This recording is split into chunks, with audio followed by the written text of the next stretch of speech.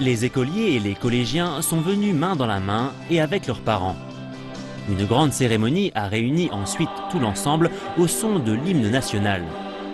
Des responsables de l'école et de la commission de l'éducation du district de Haidian étaient présents pour souhaiter une excellente rentrée à tous les enfants. C'est la seconde rentrée pour cette école. En septembre 2017, l'ancien lycée numéro 2 de Wenchuan s'est transformé en école expérimentale franco-chinoise en coopérant avec l'Académie de Versailles.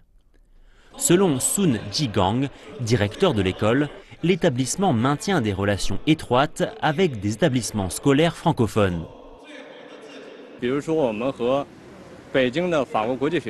Par exemple, nous avons établi des relations amicales avec le lycée français international Charles de Gaulle de Beijing, l'école Jean Moulin de Saint-Germain-en-Laye en France et d'autres écoles des pays francophones.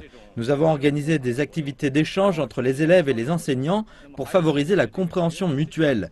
Je crois que ces échanges offrent aux élèves une couverture sur le monde. Dans cette école unique du district de Haidian, qui propose le français comme première langue étrangère, il y a non seulement l'apprentissage de la langue française, mais en plus il y a des cours non linguistiques. Les enfants apprennent aussi la science, les arts et le sport en français. L'Académie de Versailles a envoyé des professeurs français qui prennent en charge l'enseignement de ces disciplines. C'est le cas de Manon Parquet. Alors effectivement, donc, je suis professeure des écoles en France, donc j'enseigne aux enfants du même âge, mais effectivement il y a beaucoup de différences au niveau des apprentissages et puis aussi au niveau des exigences en Chine par rapport en France. Donc il est un petit peu difficile de s'adapter, mais on trouve vite ses marques. Et puis maintenant, je suis habituée à travailler comme ça. Les enfants chinois sont comme les enfants français, ils sont actifs, ils aiment le français et donc on passe de très bons moments ensemble.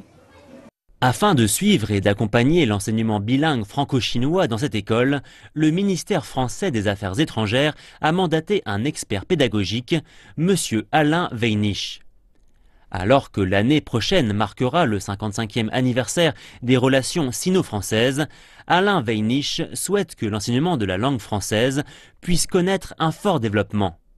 On pense que relancer les partenariats entre les établissements d'enseignement supérieur chinois et français, ça serait l'occasion de le faire.